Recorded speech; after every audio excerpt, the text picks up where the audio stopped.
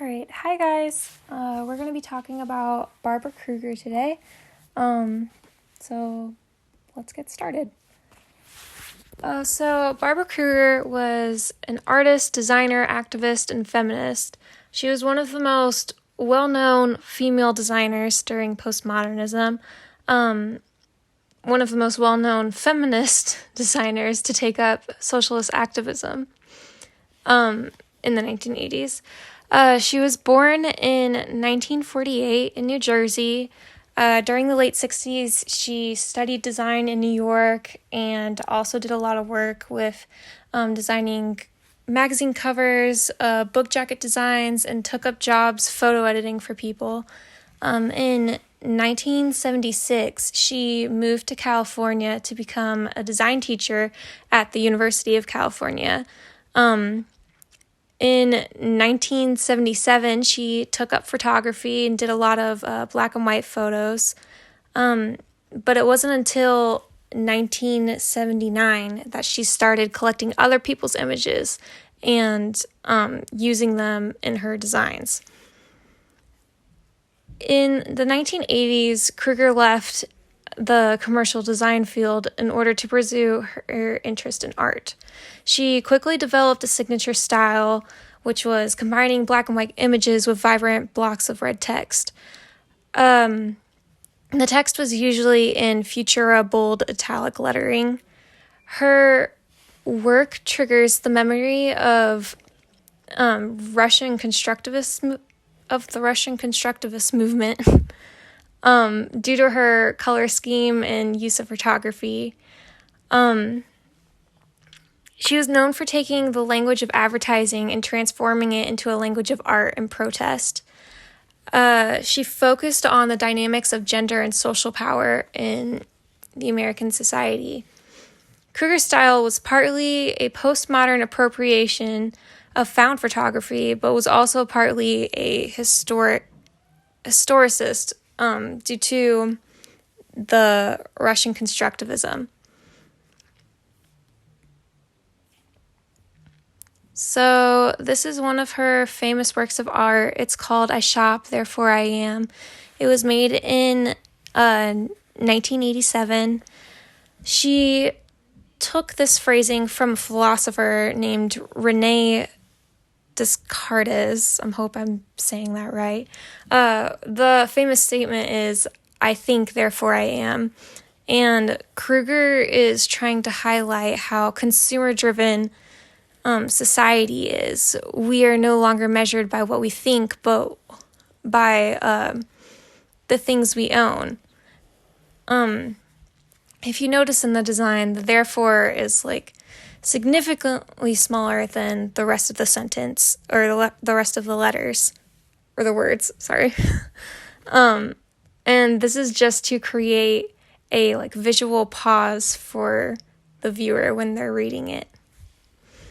But basically this work was about exposing the world for being a plastic society and thinking that your value only comes from what you buy. This is probably one of her most famous works of art. It's untitled, but it's referred to as Your Body is a Battleground. This was made in 1989. This image was converted into a poster to publicize a woman's pro-choice protest in Washington during the Roe versus Wade decision.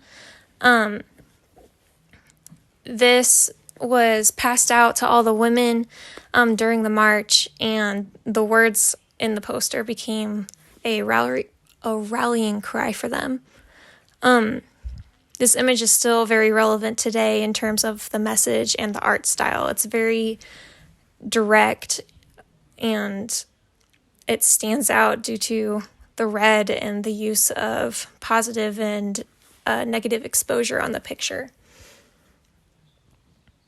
In this next slide, I just wanted to point out what the textbook says about this piece of art. It's very similar to Peter G's poster of Martin Luther King Jr. because they both use the positive and negative exposure to create a central axis on both pictures to like drive the viewer on where to look at. So I thought that was interesting. I just wanted to show you guys. This is many examples of Barbara Kruger's work. As you can see, she has like a formula to her designs. She mainly always uses a black and white photo and overlays text in the Futura italic bold font. And the text on the images is usually always some sort of statement that is directed at us, the viewers. She mainly uses the pronouns I, we, you, they. She's always directing the message at some specific audience. And she mainly challenges the ideas of consumerism, identity, power, and sexuality. So yeah. So there is a gallery of Barbara Kruger's work. It's at the Mary Boone Gallery in New York. I really love looking at the images. I highly encourage you guys look it up because it's just every single room is covered in all these like huge blocks of text, and it's crazy because like in the image on the left side of the PowerPoint, there's like, you can see this guy standing in front of it and you can just see how large the text is compared to him. And it's crazy that you're just kind of absorbed into her message. And I think it's very metaphorical, showing the loudness of Barbara Kruger's statements, how strongly she feels about what she's saying and stuff. And blowing that up really makes that stand out and like emphasizes her points. So this is the most recent thing that I could find about Barbara Kruger, other than like her like exhibitions that she's doing. That's mainly what she's been doing during the 21st century.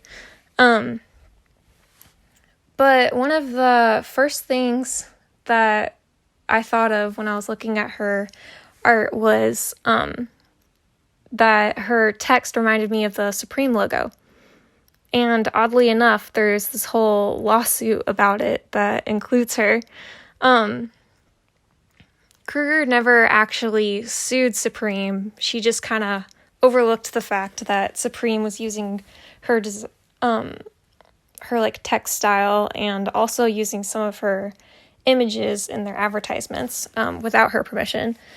But there was a lawsuit that involved Supreme and this other brand called Married to the Mob that had to do with Supreme's logo, that Married to the Mob used or like copied Supreme's logo, which also happens to be Kruger's.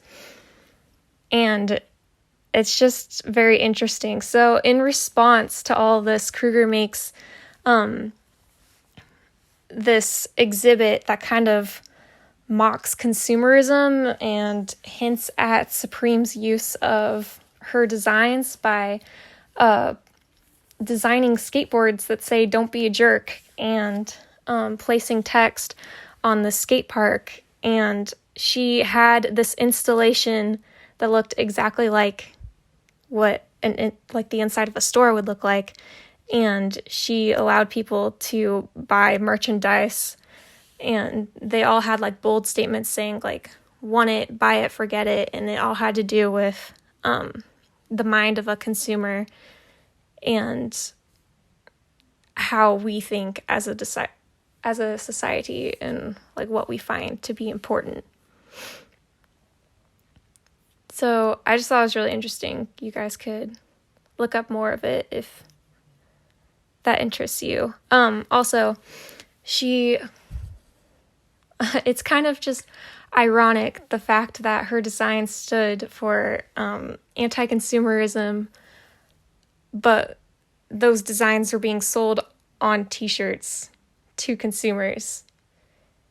And she found that to be like not surprising, so she kind of embraced that with the installation to prove her points. So that's really all I have for you. Those are my citations. But I just wanted to leave you with the statement that Barbara Kruger was someone who basically pulled graphic designers into the world of fine art. Usually during this time,